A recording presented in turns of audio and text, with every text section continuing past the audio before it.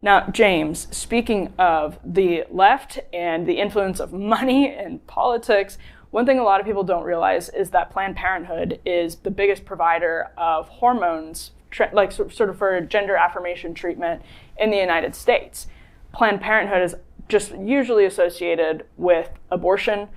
Some people think of it as, a women's healthcare provider when we talk about it in the context of politics.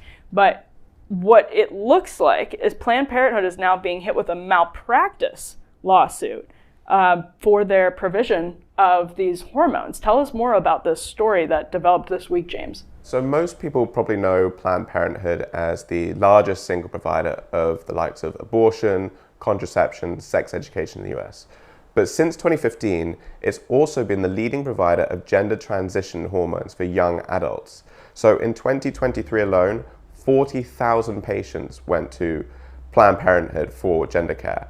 And this week, we've had the first detransitioner lawsuit launched against Planned Parenthood. And there's an amazing piece out in Free Press about this, which details Cristina Hineman, who's leading the case.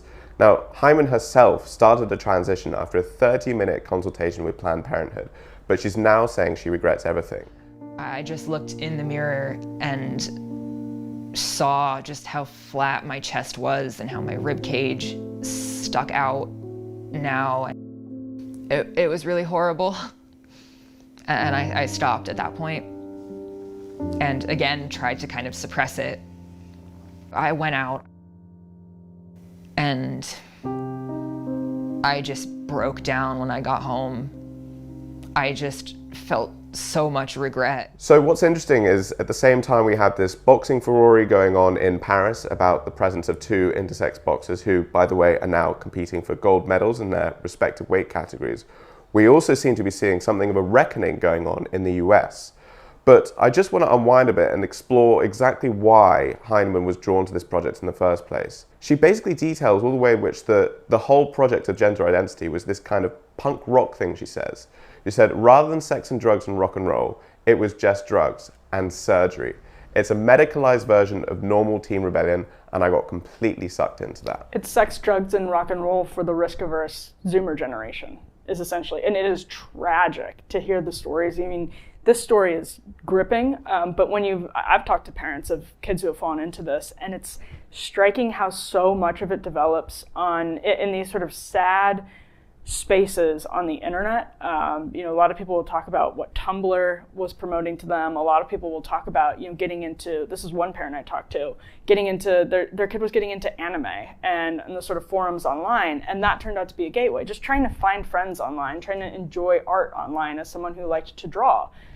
For a little kid, like this is, if you're 12 years old, it's just so hard to live a normal life now. We've just put the barriers to entry for normalcy so high among young people that it's really easy to go down, really dangerous paths, especially when everyone is telling you, as in this case, that it's okay, that it is safe, that it will make you feel better. And Hineman's story, those promises they figure really prominently. These promises that you will feel better, that this is the catch-all solution to your pain, is just you should be a man. Hineman is just one example of many who are going through this path. Of those 40,000 patients, 40% are aged between 18 to 22. So it shows that these really monumental, life-changing decisions are happening at an incredibly young and formative age. And so it's probably no surprise that the likes of Hineman and other people are now regretting their transition as they've grown older. And Hineman's not the only one leading a detransitioner case. She is joining more than dozens of young people who also have lawsuits against separate providers across the country.